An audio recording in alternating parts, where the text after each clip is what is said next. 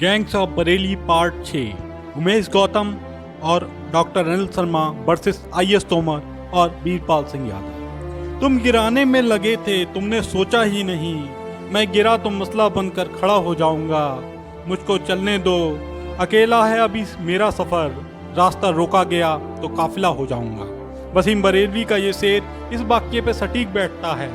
साथियों, अगर कोई आदमी ताउम्र किसी चीज को बनाने में लगा दे तो वो चीज उसके लिए जान से ज्यादा कीमती हो जाती है। वो उस चीज के लिए बागी हो सकता है। ऐसा ही रिश्ता है डॉक्टर उमेश गौतम और यूनिवर्सिटी का। कभी अपने पिता के गौतम के साथ मथुरा से बरेली शहर आए उमेश गौतम ने इस यूनिवर्सिटी को बनाने में अपनी सारी उम्र खपा दी। सपने पूरे करने के लिए करना भी पड़ता है। ऐसे में यूनिवर्सिटी पर सबसे बड़ा संकट आया जब तत्कालिक सरकार ने यूनिवर्सिटी के सटी हुई जमीन पे सॉलिड वेस्ट प्लांट बनाने का प्रस्ताव ले आई। यहीं से शुरू होता है एक बिजनेसमैन के नेता बनने का संघर्ष। 2005 में केंद्र सरकार सॉलिड वेस्ट प्लांट की मंजूरी देती है और प्रदेश की सभा सरकार यूनिवर्सिटी के बगल में सॉलिड वेस्ट प्लांट बनाना चालू कर देती है। तत्कालिक मंत्री आजम खान की प्लांट में विशेष रुचि थी तो उमेश गौतम और आजम खान में गहमा गहमी भी होती है। तभी 2007 में सपा से बसपा सरकार आ जाती है और प्लांट का काम रुक जाता है। साथ ही यूनिवर्सिटी ग्रुप ऑफ कॉलेज को यूनिवर्सिटी का दर्जा भी मिलता है। लेकिन वक्त हमेशा एक जैसा नहीं रहता।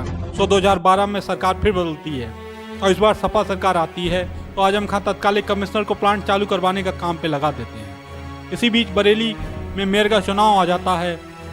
सत्ता पे काबिज सपा सरकार टिकट देने से मना करती है तो समाजवादी पार्टी दो खेमों में बढ़ जाती है।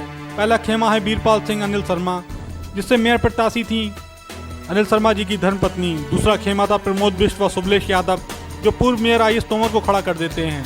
सपा में शीर्ष नेतृत्व बदल चुका था तो बरेली में भी अखिलेश यादव जी के साथ के नेता हावी हो गए थे। इसलिए नेतृत्व के दबाव में अनिल शर्मा को अपना नामांकन वापस लेना होता है। चुनाव में आईएएस तोमर की जीत होती है। जो वीरपाल आईएएस तोमर का चुनाव से पहले विरोध कर रहे थे वो अब साथ आ जाते हैं। लेकिन दो नेताओं में रंज पैदा हो चुकी थी। जो आगे समीकरण संतुलन बिगाड़ने वाली थी वो थे आईएएस तोमर और अनिल शर्मा।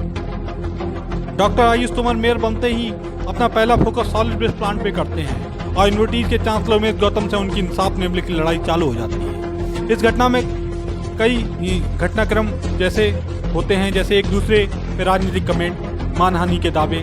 कभी तोमर यूनिवर्सिटी द्वारा सरकारी जमीन पर कब्जा बताते हैं तो गौतम साहब अपने बंदों से धनवंतरी तोमर अस्पताल के कागज निकलवा के उस पर सवाल खड़े कर देते हैं। धीरे धीरे इस लड़ाई में और छुटभैया नेता भी कूद पड़ते हैं। लेकिन गौतम सरेंडर करें तो करें कैसे? आखिर उनमें भी डिप्टी एसपी के गौतम का खून दौड़ रहा है। जहां तोमर तत्कालीन कमिश्नर नगर आयुक्त आजम खान सरकारी तंत्र की सारी विधाएं चलाने लगते हैं तो गौतम साहब साम दाम दंड भेद से अपना लेते हैं। लेकिन 2013 में प्लांट चल जाता है, जिसे कुछ ही समय में गौतम साहब एनजीटी के ऑर्डर से बंद करवा देते हैं। इसी बीच अखिलेश यादव जी का बरेली आगमन होता है। अनिल शर्मा स्वागत में कोई कसर नहीं छोड़ते। अखिलेश यादव बहुत खुश होते हैं। लौट के अनिल शर्मा के लिए एमएलसी का टिकट भेजते हैं, जो कि अनिल शर्मा के दोस्त और तत्कालिक जिलाध्यक्ष पूर्व राज्यसभा सांसद वीरपाल सिंह यादव को अकड़ती है। इतने पुराने नेता होने के बाद भी एमएलसी का टिकट उन्हें या उनके परिवार को क्यों नहीं दिया गया? वे पार्टी के नेताओं से विरोध करने का प्रस्ताव लाते हैं, जिसे सबसे ज्यादा समर्थन मिलता है डॉक्टर आईएएस तोमर का। उस विरोध प्रस्ताव को पूर्व सांसद सरफराज सिंह आजम खान को देते हैं और जब पर्ची उछाल के टिकट का फैसला होता है तो टिकट अनिल शर्मा के हाथ से निकल चुका होता है। लोकसभा चुनाव 2014 आता है। समाजवादी पार्टी से उम्मीदवार कुंवर सरफराज सिंह आंवला लोकसभा में से चुनाव हार जाते हैं। 2017 में विधानसभा चुनाव आता है। वीरपाल सिंह जो बिसरी से लड़ रहे थे, अच्छे वोट मिलने के बाद भी बीजेपी कैंडिडेट से हार जाते हैं। बाद में जिलाध्यक्ष पद भी खोना पड़ता है। दोस्त से दुश्मन बन चुके अनिल शर्मा इस सभा छोड़ बीजेपी में चले जाते हैं। मेयर का चुनाव आ जाता है। बीजेपी से प्रत्याशी थे उमेश गौतम और सपा से थे आईएएस तोमर। डॉक्टर अनिल शर्मा उमेश गौतम के साथ आ जाते हैं तो एक तरफ थे होम्योपैथिक डॉक्टर और पीएचडी स्कॉलर डॉक्टर और दूसरी तरफ थे एक सर्जन।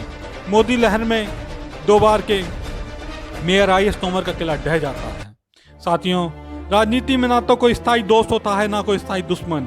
आज की परिस्थिति में जो व्यक्ति मजबूत लग रहा है कल वो कमजोर भी लग सकता है। राजनीति बड़ी अद्भुत है, अकल्पनीय है, अविश्वसनीय है। यदि ये वीडियो आपको पसंद आए तो लाइक करिएगा, चैनल को सब्सक्राइब करिएगा। मैं आपका दोस्त गौरव शर्मा।